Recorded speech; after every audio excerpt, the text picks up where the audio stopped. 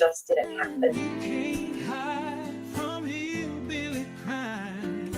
You can't hide from hillbilly crime. You can't hide from hillbilly crime. You may not know that there's a crew in town. The head hillbillies are making their rounds. Small town whispers loud and clear. The sheriff shot the judge in his chambers chair. Sheriff got a secret he won't keep. Judge shot dead in his disbelief. A lot of people have some stories to tell. Dark pass away, get the sound of a shotgun shell. All the secrets spill on down. Voices loud in this old town. From the courthouse to the ground, rumors fly and they can't be bound. Neighbors hide behind their blinds, whisper tales of troubled minds. Skeletons covering the mountainside, a treacherous reality in the pine. Winter reveals the hidden lies. Moonlight couldn't mask the cries. Shadows caught in sunlit skies. There's no cover, no disguise. All the secrets spill on down. Voices loud in this old town. From the courthouse to the ground, rumors fly and they can't be bound.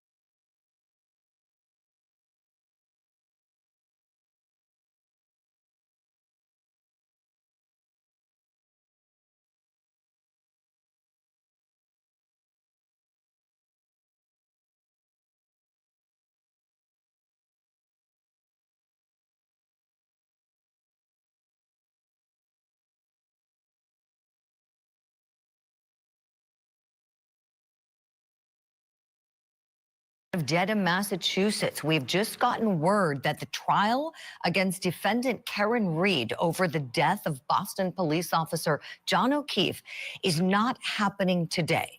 A court spokesperson has let us know that due to unavoidable circumstances, the trial is not happening today. So our team on the ground there is working to try to get more information and find out why. So what exactly could this mean? Does it practically mean for the sides, for the attorneys, the witnesses, all of them involved? Let's bring in our legal analyst guest, attorney Randolph Rice. I used to head up the gang unit in the district attorney's office where he was a prosecutor for many years. Randolph, boy, this was a surprise. Everybody was ready to go, and we don't have a lot of information. Just we hear that this is due to unavoidable circumstances. No trial happening today. Well, I'm not going to ask you to speculate on the reasons why. What does it do practically for the lawyers? Let's say the lawyers, the jurors, the people who are coming prepared to do things today, witnesses, all of that. Would you kind of take us behind the scenes as to how things be configured when something like this occurs? Yeah, this is found time, Julie. I mean, this is amazing when you hear something like this as an attorney, because when you're in the middle of a trial, let me sort of take you inside of this mindset of a lawyer during a trial. You are so exhausted, busy, and you know this from when you practice, is that it's just nonstop. To get a day break, to get some time to catch up, to maybe go back and review testimony, to think about what you're going to ask next, who you're going to call next, how you're going to answer or to ask questions of a prosecutor's witness. It is amazing when you hear something like this. Now, we don't know why, obviously, but it's just great when you hear you have a day to do some more prep or to have a break. It's great. Right. I love what you said, Randolph, how you called it found time. Because you're right. As a trial attorney, it's very stressful being in trenches and trying cases. There's hardly time to eat. There's hardly time to sleep. There's hardly time for any diversion, talking to family. Any family of trial attorneys know that it's tough. It's like you're eating on the go. You're racing around. It's not fun. It's very stressful. So you're right. This might be a day to do some extra prep. And so follow-up question for you, please. Let's say you're on the side of the prosecution because they carry the burden. So let's say you get this found time today. What might you do with your time today if you're on the side of the Commonwealth? Well, that's tough. And like you said, Julie, and it's hard to sort of explain this unless you've gone through a very long trial. And while it may not be physically challenging, for some reason at the end of the day, you are tired. You just feel like you've run a marathon for some reason. It's because you are mentally on for 8 hours. So there's two things the prosecution could do. One, take a day of rest, which they may need. They may need that with all the different witnesses, all the sort of the constant, berating questions from the defense that they've had to sort of fight against. Or they take a day to go back and they say, all right, let's review everything that we've done so far and make sure we haven't missed something, to make sure that we don't need to go back and recall somebody to fill in a hole that we missed. Points, Randolph. As always, thank you for that. Still are working to find out the reason why. So our team is there. We're in place. We were all ready to go to bring you this trial today. So here's what we're going to do. While we work on that and getting more information as to why the court day was canceled today, let's take a look back at what came in to evidence on Monday. Here we go.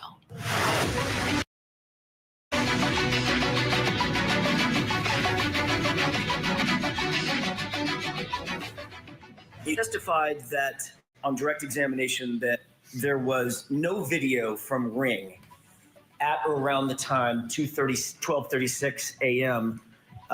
When Miss Reed's SUV returned back to One Meadows. Do you remember that testimony? Yes. Are you aware that after John O'Keefe's cell phone was recovered by Massachusetts State Police, someone at Massachusetts State Police actually opened the Ring app on his cell phone?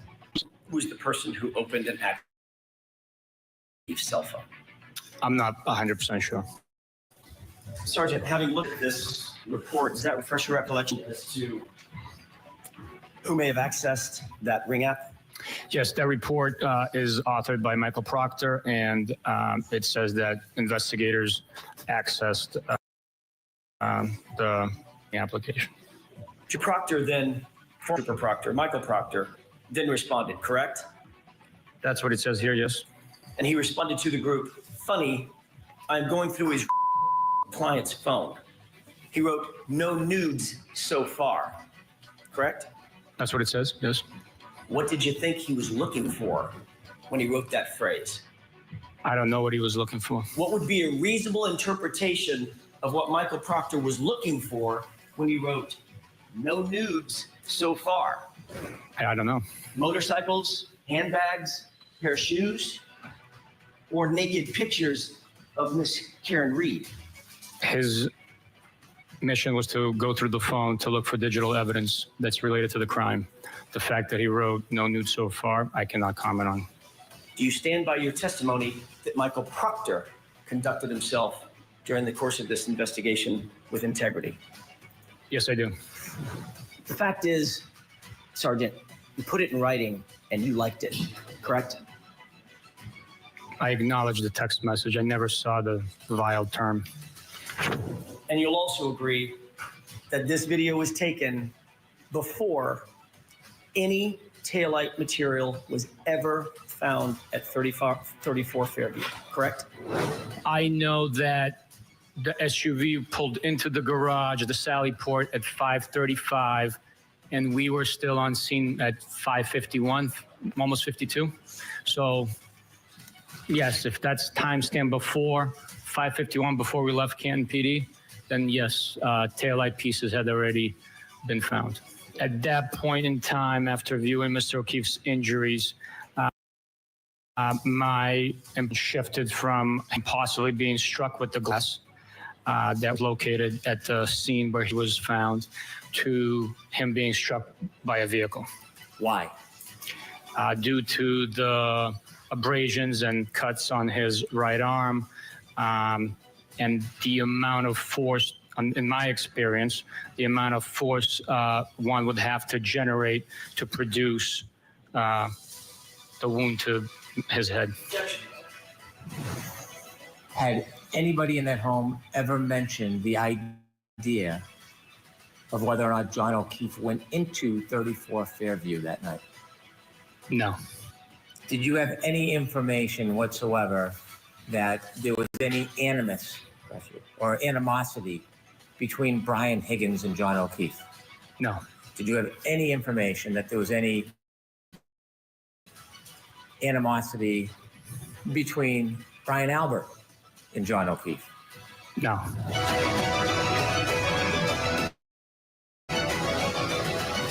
All right, so that was a look at what happened on Monday. When we come back, you're going to see an interview that I did with 3 of Officer John O'Keefe's dearest friends. As we take you to break, come to your television set and look at these billboards that have been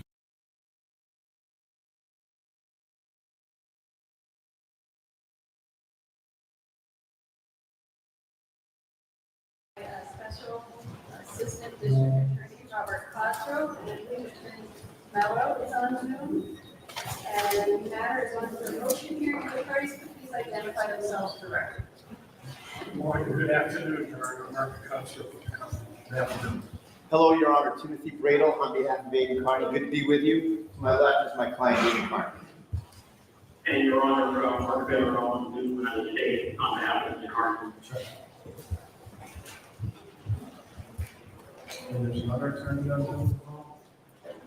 Attorney Mello is here. Okay. All right. Good afternoon, Your Honor. Attorney Mello, Attorney Castro, I'm my this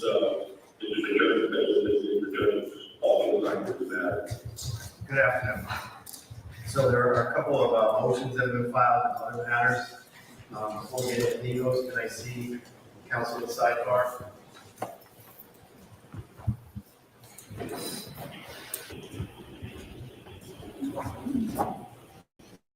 Hi, Mr. Connie. Hi, Mr. Bradley. Hello, Your Honor. All right. The first order of business, Mr. Cosgrove, I'll start with you. I see counsel from New York is on as well. Yes, Mark Baylor from New York. How are you? Good. Nice to see you. Okay. What's the first order of business, Mr. Cosgrove? Your Honor, I think the first order of business, I would at least like to take up the issue that has been hanging for quite a while regarding the search of the seized devices and the memorandum that I filed in response to your Honor's order last time in opposition to what I understand to be the defendant's motion to screen other things besides attorney-client privilege, specifically reporter's privilege. Okay. And I'm, as I was equipped this morning, I received a text from Mr. Kearney indicating that he intended to rely for his filing on something previously filed. I unfortunately did not have that with me and have not been able to look at it, but as far as the argument itself goes, I'm more than willing to rest on my filing for the most part, particularly if Mr. Kearney is as well. I'm sure I reviewed that other document at some point. It's not fresh in my mind. Okay, so what you're referring to is that there is a taint team that's in place. There is a taint team in place. That's Judge Macy, right? That's Judge Macy is the evaluator, so to speak, of privilege material, what should be turned over and what should not. And Mr. Verino is the electronics expert that would actually do the search. And my problem, Your Honor, is that they fulfilled their part as far as they could by returning within, I think, a week of Judge Krupp issuing the order, their acceptance of the order and the responsibility to undertake that. And as far as I know, the court has not forwarded to them the appropriate search terms. I don't know what search terms Mr. Bradle supplied or Let me just ask Mr. Bradle. Mr. Bradle, did you supply search terms? I did, Your Honor. Document 67, I believe. Number 67. Okay. Have you seen that, Mr. Cosgrove, or is that something that's outside your view? Well, Mr. Bradle had permission to file an ex parte, so to speak, if he believed that they might disclose something inappropriate to the Commonwealth. So you want me to forward that to Judge Macy, to Mr. Verino? Well, I don't know that I do, Your Honor, because I want you to make an evaluation first of the appropriateness of those terms, which the court is supposed to do under Judge Krupp's order. Okay. I'll take that. I'll do that myself. All right. I appreciate that, and I would say if the court wishes to hear further argument at this point, I would say just forward it all to Mr. Verino, tell him there may be further instructions coming from the court. Okay. Because it's been, 4 months now? Okay. Let me, I'll do that. I'll forward it. Okay, I'll take a look at what Mr. Bradle has requested. If it's appropriate, I'll do as you request, okay? All right, thank you. Mr. Bradle, anything you want to say on that? Yes, thank you very much. So, Judge, in document 67, it was just the original filing on this very issue where I asked for this hearing. And so in that case, Judge, there's a 1985 case, which I would kind of call it, it's kind of a long, convoluted name. I would just call it the Petition for Protection of Confidential News Sources. It's from 1985, and it's still good law. And it addresses the situation that there's no statutory journalist privilege in Massachusetts, and it says that courts should deal with it on a case-by-case basis, as we are here, of course, and address issues as they come up. And just a quick quote up from the case, Judge, is that this court should consider alternative remedies for compelled disclosure of journalist source material. And my client has informed me, and he has previously sworn in an affidavit in this case, that his phones contain journalist source material.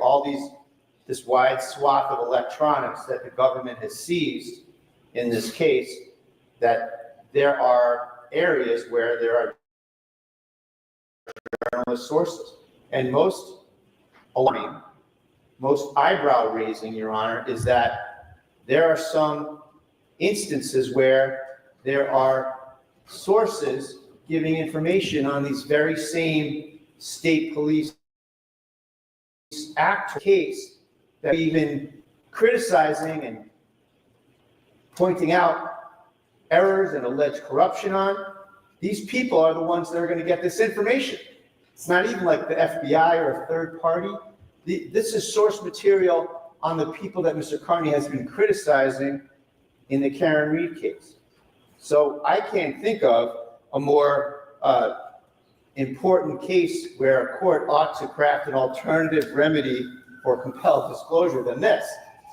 We have these conflicted officers who have, we contend, perverted the witness intimidation statute for their own goals, and now they possess my client's electronics, and they're going to go through them for source material on their own wrongdoing, their own misdeeds. It's unbelievable. It's like a John Grisham novel, Your Honor. So this court is in a position to say, time out, under the petition for protection of confidential sources, I can craft a remedy here. In fact, I think it's the court's duty under the First Amendment in Article 16 to craft a remedy and say, time out, the taint team is going to be sworn in under oath.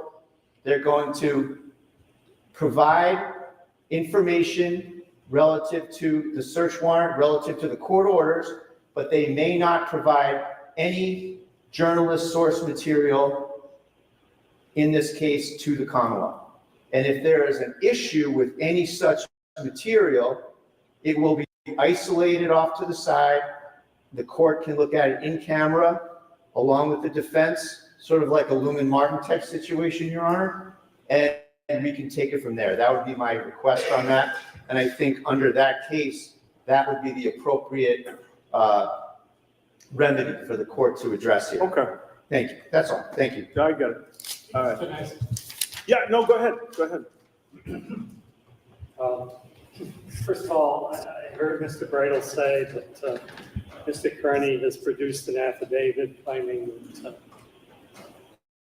journalist sources are contained within these electronic devices. I don't claim to never miss something, Your Honor, but I don't think I've seen it. So I would ask for some specification of where. Yeah, Mr. Bradle, is that part of in-camera Exhibit A?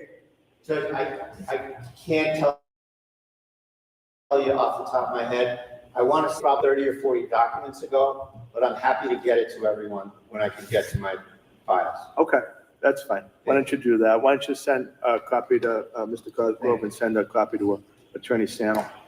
The second thing I would say, Your Honor, is that, and I'm not necessarily opposed on principle to making new law, but I think I'm correct in saying that if the court rules the taint team screens for anything other than attorney-client privilege, it would be the first case I am aware of in the United States that has ever had holding. And I think the first case where the so-called qualified journalistic privilege has not yielded to the demands of and the interests of the government in terms of vindicating search warrants and criminal laws. And finally, if I could, Your Honor, No, go right ahead. Judge Krepp's order also set a time, I believe, for Mr. Kearney to provide the Commonwealth with the passwords to these electronic devices. And I don't know whether there's been a formal answer on the record to that. Let me ask Mr. Bradle. Do you have a response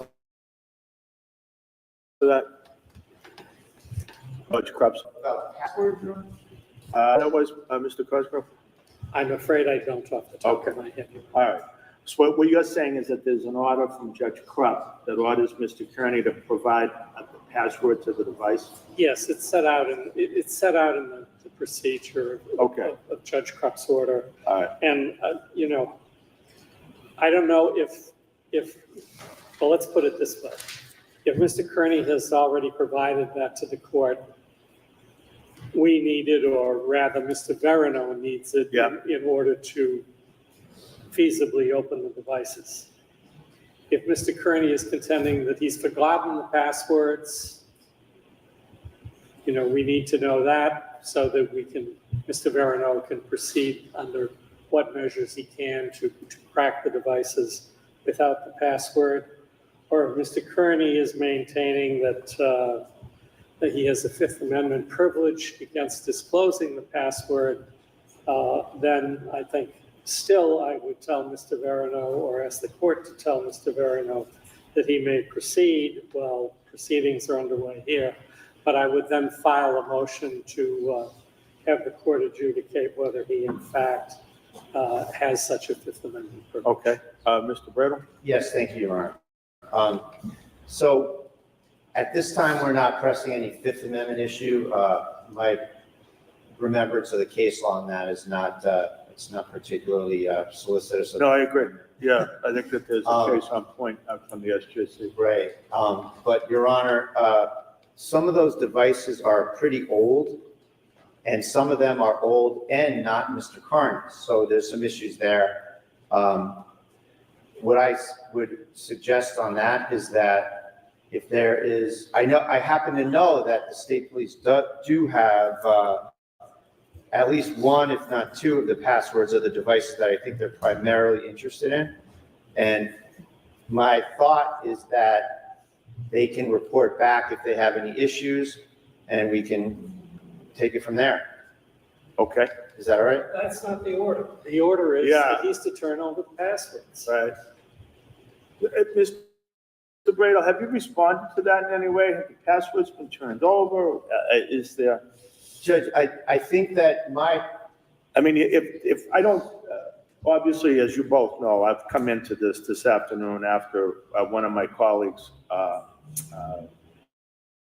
has been recused.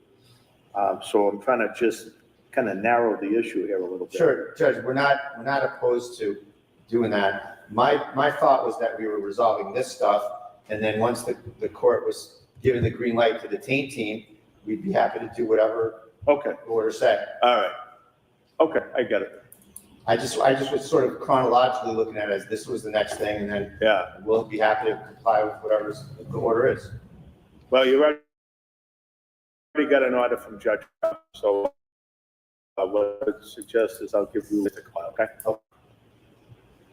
Next thing, Mr. Cosgrove. I am agnostic, Your Honor, as to whether I will yield to Mr. Bradle's preference as to whether he wants to go forward on the bail revocation motion or whether he wishes to press his discovery motion at this time. Okay. Judge, I'd like to get you heard on the motion to compel. Okay. The motion to compel. Go right ahead, Mr. Bradley. Thank you, Judge. I'm not going to belabor, I'm not going to just repeat the written filing, Judge, but, you know, it's been a long time. There's been many discovery orders in the case. One comes to mind May 8th from Judge Cahalane of last year. And still here we are. And there's also, if I may, Judge, there's some qualitative issues that we have as well. We've gotten screenshots of text messages, very important text messages. And that is just not an adequate measure of compliance with providing text messages, Your Honor, because you don't have the whole string, you don't have the metadata. And something that just occurred in the Karen Reed case the other day, excuse me, was that a witness named Kerry Roberts took screenshots of her text messages that were provided to the defense as screenshots. Here, same exact situation as we are here. And did not, in my opinion, give good faith answers to foundational questions about whether they were her text messages. And these text messages were not admitted. So here we are. And that's a perfect example of why screenshots of text messages, sorry, are not something that ought to be satisfactory. So we need the digital copies of these items. They're ordered, they're supposed to be given, and these sort of piecemeal pieces of paper with no foundational support, no assurance that it's the entire string, and they're really not the entire string. These really need to be given to the defense as a matter of due process, Your Honor. And I can say the cases, but you know them. Okay, let me hear from Mr. Cosgrove on that.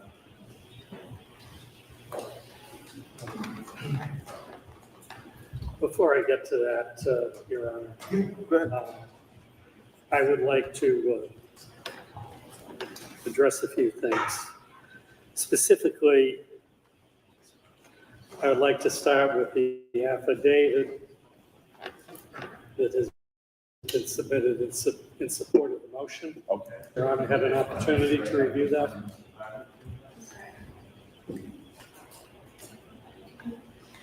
Which paper is it? There you go. Let me see. Yeah. Well, let me see if I have an Oh, extra yeah, copy. okay. I'm familiar with that. Thank you. I know Your Honor looked at it and entered a preliminary order Yeah, allowing the motion for impoundment pending today's proceedings. And I want to place the court on notice that I object largely to the order of impoundment. I don't object the impoundment of the name of the witness in item number 8, who is allegedly described with an obscenity, although that is the least of the characterizations of his behavior, allegedly described that way by Ms. Peter. But I do object to the affidavit being supported by what in effect, for the record, would be an anonymous affiant. I particularly object to that because before the ink was dry, Mr. Kearney essentially outed the name of the affiant on his own YouTube presentation. And his identity, her identity, was discerned by Ms. Peter the same day as the subject of an extensive post on YouTube. So there is no purpose at this point, Your Honor, to allowing her to pretend to hide behind an impoundment. okay, I get it. Moving on to that, Your Honor. I object to the affidavit. I think that Mr. Kearney should produce the affiant, or that the affidavit should be stricken. This affidavit largely recounts purported hearsay by Ms. Peter. And I'm not going to go through them all one by one, but I will say, for example, that the assertion set forward in the affidavit are so preposterous and outlandish on their face that I really, I don't mean to be overly critical of brother counsel, but I really question the judgment of counsel for Mr. Kearney in going forward and filing. For example, if Your Honor will look at item 6, Ms. Peter said, and the fiat repeats it as gospel, that at one point in the jury deliberations, Ms. Peter met with a prosecutor for lunch. And that during the lunch meeting, it doesn't say where, it doesn't say when. During the lunch meeting, the prosecutor was indiscreet enough to tell Ms. Peter that he knows the foreperson, who is a retired police officer, and he, the juror, is guaranteeing a mistrial. Now, does that make sense to you, Your Honor, that an experienced prosecutor, and I don't know if the named prosecutor has appeared in front of you or not, or has an impression of you have an impression of his ethical qualities, but he would have to be both unethical and stupid to both engage in this kind of jury tampering, and there's nothing else you can call it, and essentially contacting a juror to fix the outcome of a jury trial, and then turn that information over to a woman who is a known YouTube blogger. That's one. In item 7, she indicates that she, Ms. Peter, is paid $1,500 each month via Cash App for her assistance in the Karen Reed and Aidan Kearney prosecutions.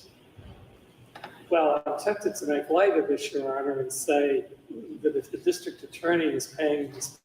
Peter that money, he's not getting his money's worth, because I haven't heard from Ms. Peter the entire time that I've been representing the Commonwealth in this case. But put that aside, Cash App has records, as I understand it. It has records from what bank account to what bank account. I don't know what Mr. Brado did to verify this, but I don't see any records from Cash App, and I would like to examine this call Antonio, excuse me, so far it's still in the pound, but I guess I did about the 9 million person to let the man That's the pound. cat out of So I bed. object, and I move that it be stricken. Okay. Go ahead, Mr. Vice. I would like to examine the fiat as to that information and what, if anything, that she did to verify. If he then says that she personally has heard Ms. Peter on the phone with Hank Brennan, that she personally recognized Hank Brennan's voice, that Peter told him that her people leaked it to the media, referring to the federal investigation being over. I think the people who, putting aside the fact that I think the person who leaked it to the media effectively was the U.S. attorney on a radio interview, who responded to the question of whether she had communicated with the Commonwealth and the police department as to the progress of that investigation, by saying that she couldn't verify whether a grand jury investigation was over, but that it would not be uncommon for her office to communicate with law enforcement, et cetera, et cetera. Anyone who had any sophistication knew what she was saying, and about a week later, the district attorney's office verified in open court that that was the case. So I don't know why we needed Ms. Peter to leak that to the media when we were announcing it in open court. But at any rate, it's in there. I would like to examine the affiance as to how she knows Mr. Brennan's voice. how she knows about these multiple conversations, when they took place. And finally, I'll skip over the rest of them for the most part, but I come to items 14 and 15,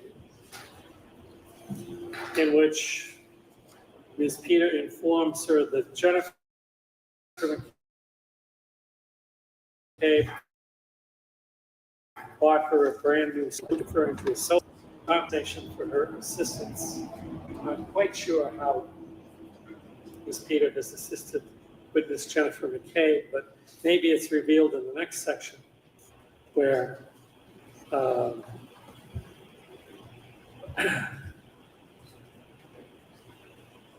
section 17, where Peter informs her that Jennifer McCabe paid her for her show of support.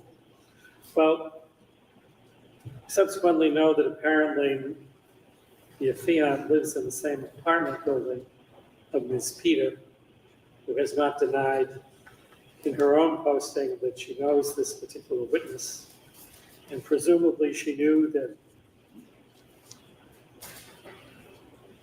Ms. Peter had a brand new section. I suggest that the information that Jennifer McCabe brought her a brand new sectional is made up out of whole cloth.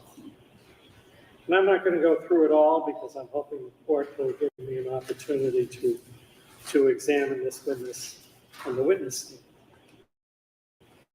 stand. But I think the court could ask itself why this particular affidavit is being submitted now in support of what I would suggest would otherwise be a fairly routine thing that comes before judges, motions to compel discovery. Okay, let me hear from Mr. And Oh, yeah, no, I'm sorry, I mean to cut you off.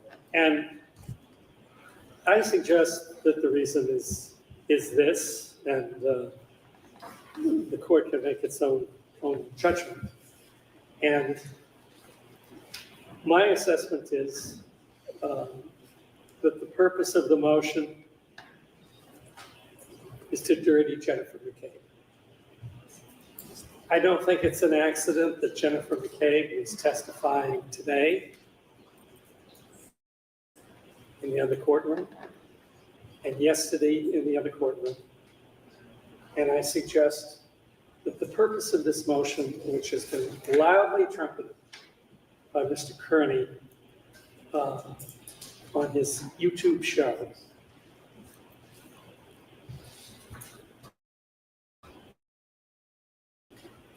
was to accomplish his oft-stated purpose of prejudicing the jury in that trial. Let me just talk to the attorney.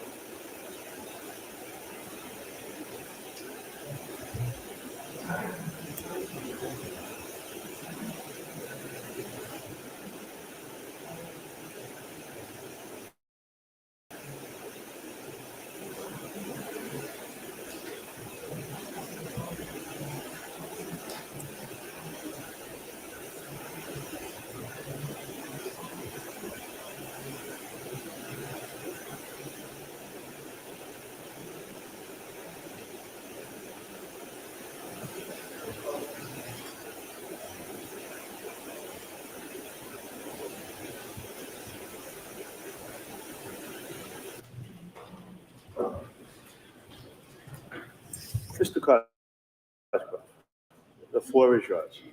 I will stop at this point unless Okay. anyone has questions. That's fine. All right, Mr. Brandon. Thank you, Judge. So, Judge, a lot to respond to. First of all, Why was that affidavit attached to the motion to compel? because, Your Honor, that's the basis to show that this information exists. The Commonwealth has not provided any of those things for Peter. And my colleague here from New York, he wrote a letter to counsel for the Commonwealth in, I want to say, October of 24. That was the first of his 3 letters that he wrote, pointing out all kinds of these things. Ms. Peter has been under oath at other hearings, my client's restraining order hearings against her, where she has said under oath that she's cooperating with the Commonwealth.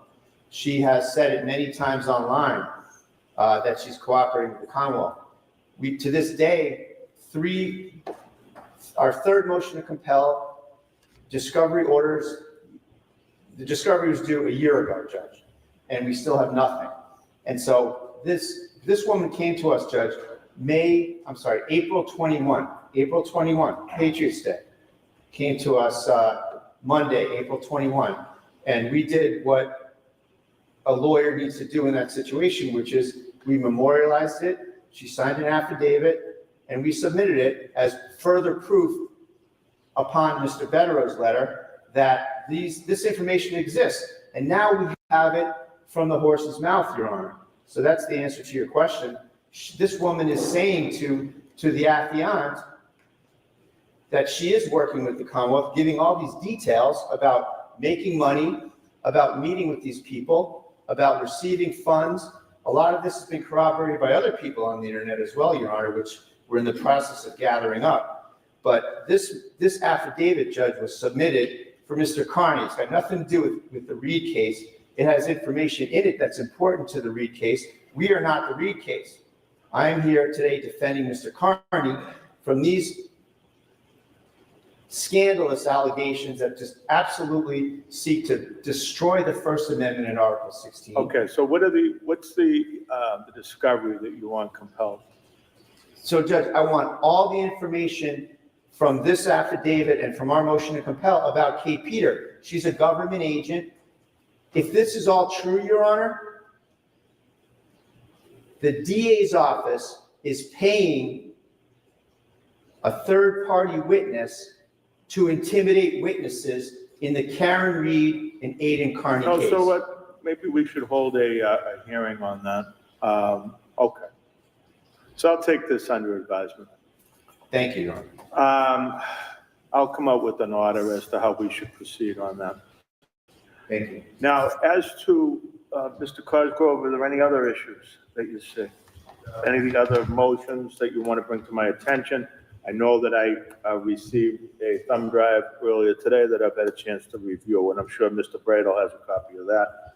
Yes, I provided Mr. Brown with a copy when I saw him earlier this morning. I don't know that he's seen it. I would like to play it for the court if I could. Yeah, no, you can play it. So, Mr. Bradel, this is Mr. Cosgrove's motion to have your client's bail revoked, I guess. Yes, Judge. Okay. If I may, Judge? I'm going to start with Mr. Cosgrove, then I'll go over to you.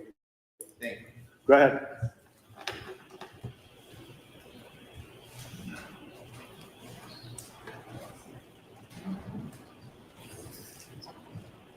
As your Honor may know, I'm pretty much a computer illiterate, but unfortunately, happens in this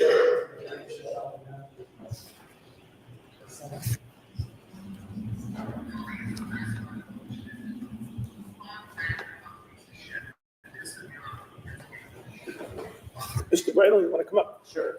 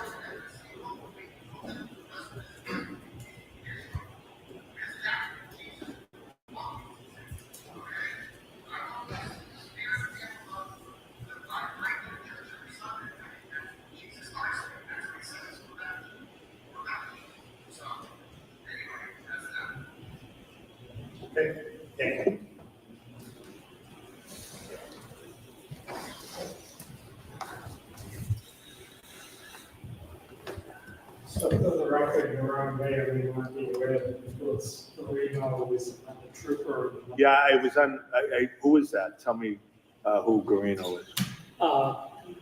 He's a trooper in the Karen Reed case, and he's an electronics expert that's did the analysis of the two devices of Mr. Kearney's that were already searched, and that aren't really the subject of this whole tainting thing, and also did the analysis in the other case that he mentioned and has been defamed as supposedly missing all kinds of communications, which is not true. He was, as is alluded to, in an unfortunate car accident that we hear Mr. Kearney taking pleasure in. So let me start with a couple of things, Your Honor, if I could just have a moment. Yep, take your time.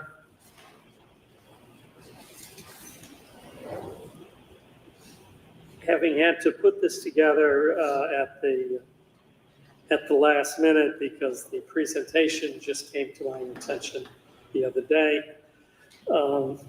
I didn't have directly in front of me the orders that Your Honor entered, although I think I summarized them correctly in my memorandum.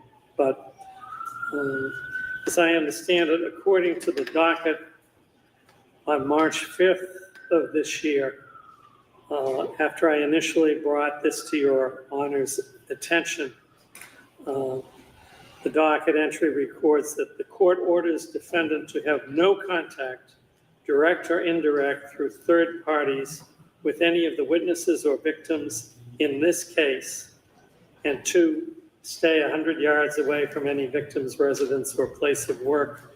Defendant to sense bail warning read. Now, as I recall, that was sort of a provisional order, and at that time,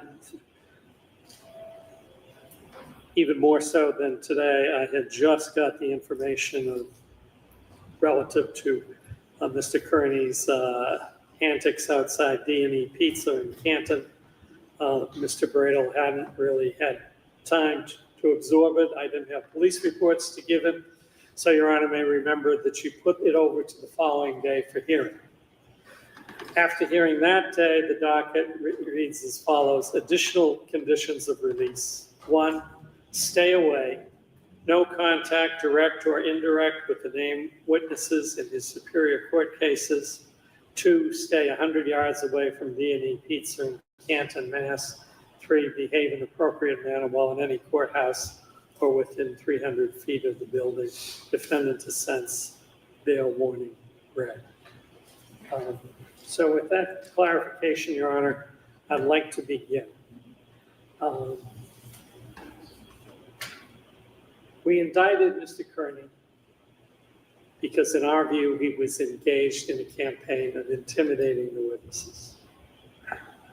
After we indicted him, one of those methods he essentially ceased, and that was leading parades of automobiles outside witnesses' homes and places of business. But he did not otherwise decease. So what we have here, Your Honor, is the most extreme recent example of Mr. Kearney's behavior. And if I wanted to bring these to the court's attention, I could probably do it about 4 times a week. But just to give you some other examples, if I might, of Mr. Kearney's latest hits. Go right ahead. Within a week or 2 of the last time I brought his behavior to your attention, he was on a live broadcast mocking Elizabeth Proctor, a witness in the Reed case, for thinking she was blue, unquote, or a member of a blue family, because family members were police officers, and because she gave oral sex to her husband, who was a police officer. And he went on in the oral sex thing for some time. One can imagine the effect that that has on a witness, knowing that she's being humiliated in front of hundreds, perhaps thousands of people. Objection, Your Honor. This has been dealt with by the court. Yeah, he's given me some history, so it's overruled. I'll listen to your recitation. I informed the court the last time, and the court viewed it, of his show-up and antics before the Albert's Pizza Shop. I have personally routinely heard him refer to the presiding justice online of the Reed trial as a cunt. He engages in constant defamation, for example, of Jennifer McCabe as a murderer, and he has described the others as murderers. And in general, he is aware and has remarked, I think this is another thing I brought to Your Honor's attention the last time, has remarked with satisfaction that the results of his broadcasts have made it difficult for these people to go out in public without being harassed and without being mocked.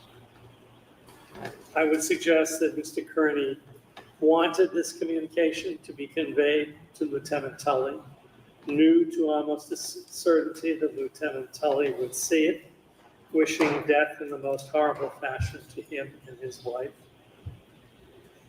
and knew that that would excite others of Mr. Kearney's followers to pile on, so to speak. I'd like to introduce an exhibit, Your Honor. I provided a copy to Mr. Bradel. I'll give him an opportunity to object, but I would suggest it could be marked for identification. Yeah, we'll mark it for identification. And, you could just give it to us. Mr. Bradel wants to object. Okay. I do object, Judge, based on relevance, materiality, foundation. Would you give this? Okay. Thank you. All right.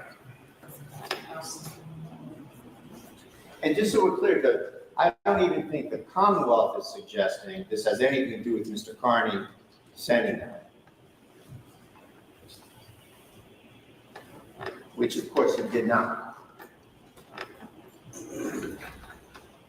Well, I'm happy to agree with what Mr. Bradel. We'll mark it for identification. With what Mr. Bradel just said, Your Honor. Okay. But it is always Mr. Kearney's response that when these witnesses are deluged with harassment immediately following his broadcast and thereafter, that, oh, of course, he had nothing to do with it. He didn't send it. But he knows what happens. And I would suggest to you, Your Honor, that this is relevant, not because Mr. Kearney sent it, but one, because the court could conclude that it was a logical outcome of the kind of scorn and hatred poured out upon Lieutenant Tully and his family. And two, that Mr. Tully, Lieutenant Tully, who is well familiar with these reactions, upon reading or listening to or being informed of Mr. Kearney's broadcast, could reasonably fear reactions from these sort of nuts directed at his wife and family. And I suggest that his reasonable fear is evidence of intimidation of the witness. And on that basis, Your Honor, I would ask that it be marked as an exhibit. Yeah, we'll mark the disc as the next exhibit. And I would further ask that it be impounded, because I don't want the comments made in that out there to give everyone. Yeah, I'll impound it. Margaret, is the disc. Yeah. Yeah. So I don't want to belabor this, Your Honor. Can I just go back to Attorney Cosgrove? Yes. As to Exhibit A, could you explain that to me a little bit more? One you just marked? This one right here. Yes. At about whatever time is indicated on the top of the email, I received that email from Lieutenant Tully indicating that he had received that communication from this person, who, so far as I know, is unknown to all of us, whether his identification is genuine or pseudonymous. I have no knowledge, and that he received it through LinkedIn. And that's about all the background that I can give you. To your knowledge, though, this says, well, strike that.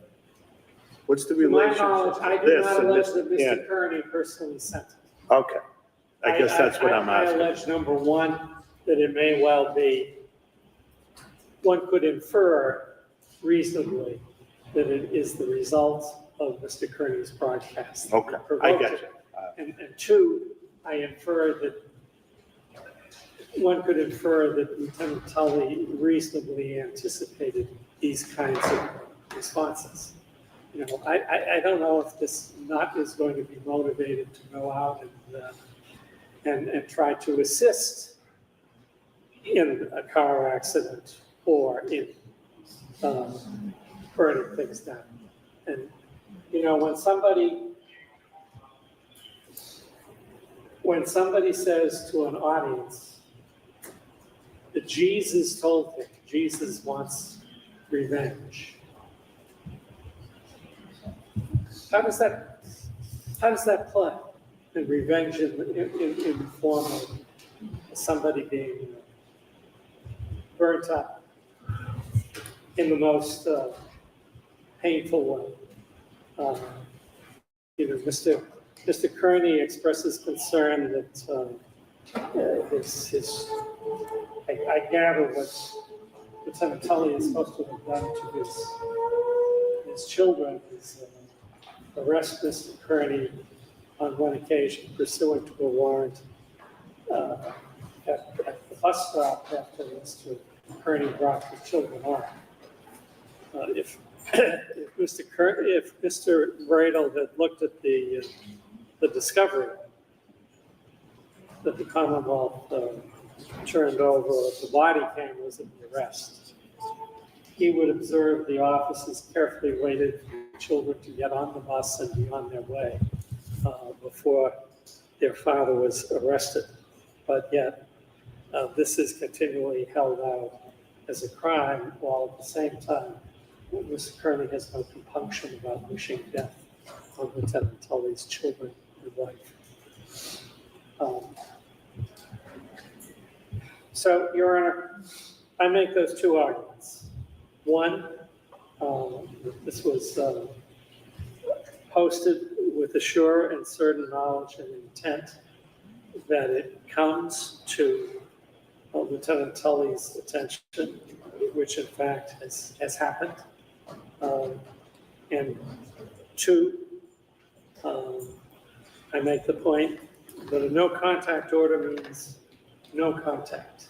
The content, you know, before Your Honor, here's the First Amendment argument. The content of the contact is irrelevant as far as whether there was a violation of the order. And I'd just like to call Your Honor's attention, if I can do it, to a case that I cited in my memorandum to Your Honor. I believe I cited it for another purpose, but it's O'Brien versus Karofsky at 461 Mass 14. In the course of that case, the court refers to the Cho case on page 424 of the opinion. And it summarizes that case as follows. The defendant produced flyers with the word missing printed in large type across the top, between which was a photograph of a former girlfriend who had broken up with him, and offensive sexual remarks about her, and he then hung the flyers in several places in her high school. He's convicted under a statute which criminally punishes persons with offensive and disorderly acts of language accost or annoy persons of the opposite sex. We, that's the appeals court, concluded that the defendant's criminal conviction for this communication did not violate the First Amendment because it was a true threat that had no expressive purpose, but was instead intended to get back at the victim by placing her in fear that she might suffer some sexual harm or wind up among the missing.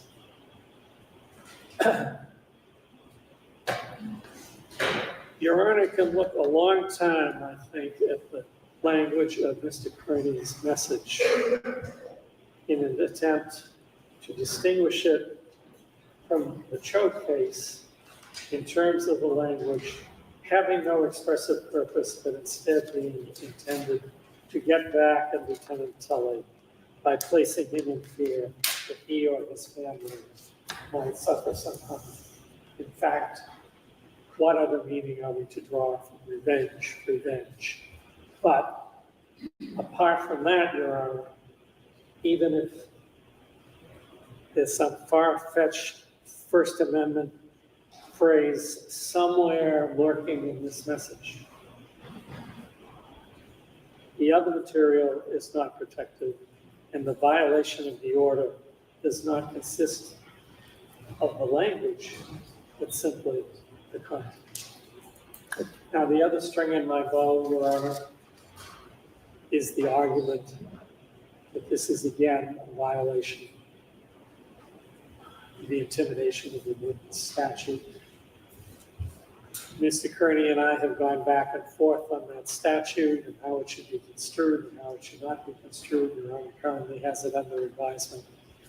You see my arguments in my memorandum here with respect to this case. I won't belabor them in oral argument. So I will rest at that point. Okay. Mr. Bradle, tell me about that word revenge and how am I supposed to interpret that? Judge, this is not a threat. This is not contact.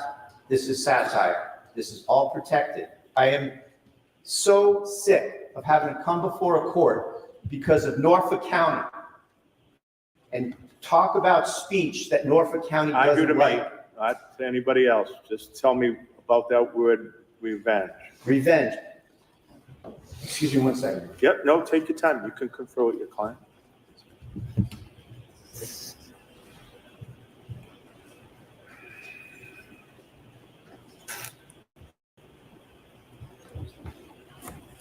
Judge, my client is allowed to have hopes and desires and wishes that you or me or Mr. Cosgrove don't agree with their own life or are repelled by. You know, why do we keep having to come back here? I don't know what it must be like to wake up on the wrong side of the First Amendment every day. This is protected speech, Your Honor, over and over again. The Supreme Court has spoken for decades and decades.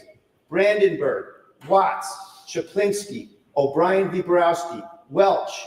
Judge, this is a waste of this court's time. This is intentional infliction of emotional distress on my client. The Commonwealth has been rebuffed over and over and over on this exact scenario. He is not contacting a witness. He is not threatening a witness. He is talking about someone who has destroyed his life, Your Honor. He is allowed to lash out back. And the First Amendment grants every declarant this room to talk without fear, without the kind of fear that this county has inflicted on Mr. Kearney over and over and over again. And it has to stop, Your Honor. This is First Amendment protected speech. I don't care if we don't like it. I don't care. It doesn't matter. He is not threatening Tully. He is not contacting Tully. He is a reporter with his own style of satire that is addressing a large audience, and he is doing a major service pointing out over and over and over again corruption in this county, perversion of the First Amendment, abuse of the witness intimidation statute, Your Honor. This has got to stop. I don't want to come in here anymore and pretend like, gee whiz, this is a close call. It's not, Your Honor. This is First Amendment protected activity that the court, I have every confidence that this court is going to vindicate. This cannot happen over and over again. I get a motion to destroy my client's liberty 3 hours before every single time they want to do this. I get communications, oh, we're not going to try to revoke his bail. Then I go to Stoughton, they want to revoke his bail. What are they doing? They're corroborating the affidavit we talked about 5 minutes ago, where Jennifer McCabe said, I'm not going to I'm test. interested in that. I'm interested about the word revenge. Judge, he can say revenge. He hopes it's revenge on a bad guy that's been destroying him. We cannot engage in this kind of content-based viewpoint discrimination. We don't have to like the viewpoint, but like Voltaire's biographer said, we have to defend to the death his right to say it. And that's all this is, Your Honor, over and over again with this. Excuse me 1 second, please, Your Honor. Yep, take your time.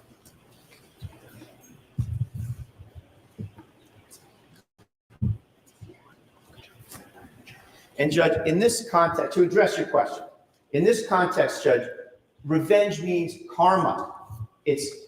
He's not saying, I'm going to go get revenge on you. He's saying that karma's a bitch, is what he's saying, Your Honor. And he's allowed to say that. And this isn't something that is intended to be played on the judge's bench in the formality of the courtroom. This is something that he is talking to his viewers online. And he's allowed to do that, Your Honor. So we have got to stop this charade that this is somehow, gee whiz, we got to lock him up because he's talking and satirizing, engaging in political hyperbole, protected by Watts, Brandenburg. The only thing he can't say are true threats and fighting words. We all know that 100 times over. Why are we here, Your Honor? I ask that you deny the motion and just please issue a ruling that settles this issue once and for all, that this has a chilling effect, Your Honor. Every time we're here, how many journalists do we have in this room? Okay, You know? I'm up here. Director remarks to me, not to anybody No, else. I'm just looking to see if there's No, journalists, Your Honor. I'm up here. There's journalists cover this case. They are experiencing a chilling effect. Am I next? Is the Commonwealth going to go after me next? How far can I go? Can I show up at someone's door and knock on the door? Oh, did I intimidate somebody? Is Norfolk County going to go after me? We don't know. We don't know what they're capable of. And Your Honor, you're the bulwark here. This is the First Amendment we're talking about. We're kicking this around like it's some city ordinance. Okay, Thank you, Your Honor. all right. I'm going to take it under advisement. Mr. Kenny, please stand up. You're walking on kind of thin ice. I'm going to review everything and I'll come out with an order. But I take what Mr. Cosgrove has presented very seriously. I also take into account that there are certain First Amendment rights here as well. And then the issue is always how far does the First Amendment take you and when does it become intimidation of a witness? The word revenge, some of those other words that are on that tape are getting very, very close. So I'll take it all under advisement. Let me just see the lawyers at sidebar. Thank you.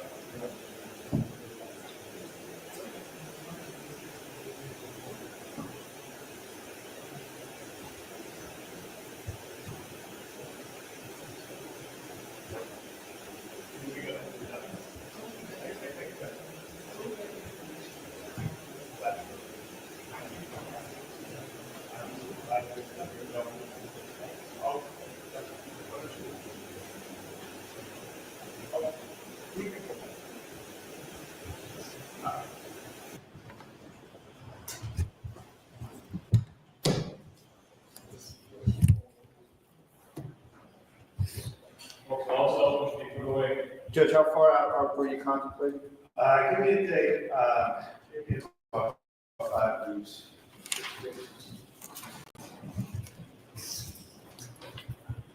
Could I suggest June 8th?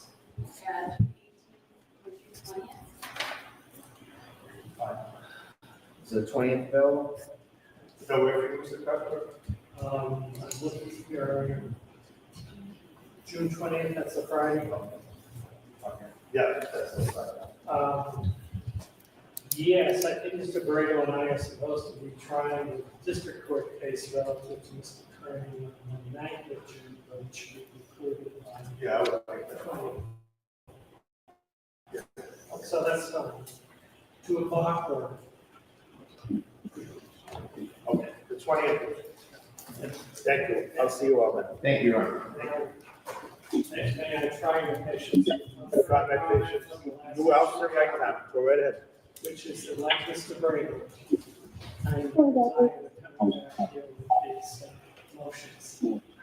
I'm sure you take your. I also think that if the court does not act to protect the witnesses, we'll be back in front of you very soon. It doesn't stop.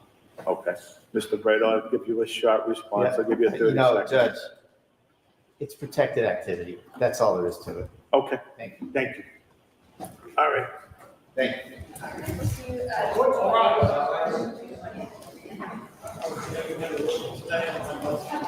Goodbye.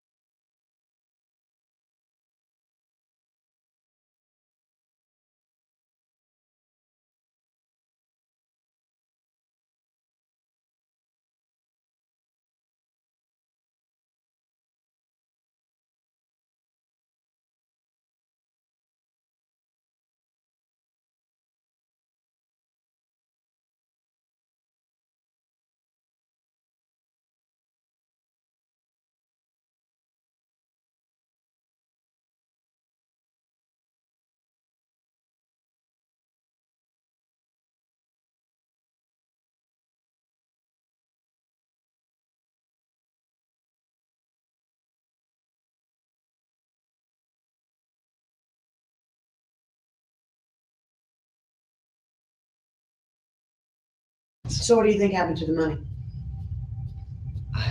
This is South Carolina. You can't hide from hillbilly crime.